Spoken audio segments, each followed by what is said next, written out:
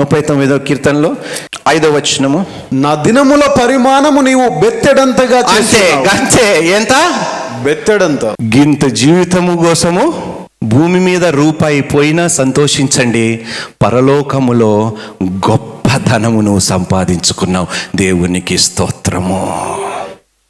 పోయిన రూపాయి కోసమే తిరిగి కొట్లాడి కోట్లకు వెళ్ళి చిచ్చు పెట్టుకొని, తగాదాలు పెట్టుకొని, చంపుకోటాలు, ప్రతీకారాలు బ్రతుకుండా ఇన్ని అవసరమా మనకి?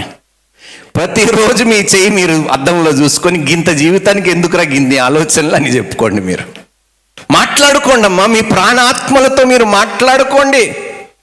అరే గింత జీవితానికి నీకు ఎందుకురా ఇంత స్టైల్లో, ఎందుకురా ఇన్ని ఇంత దూకుడు ఎందుకు నీకు? చెప్పుకోండి. మీతో మీరు మాట్లాడకపోతే అమ్మా మీరు మరణానికి సిద్ధపడలేరు.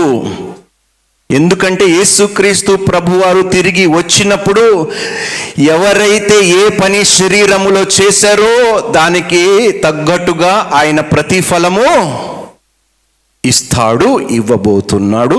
సిద్ధముగా ఉండు.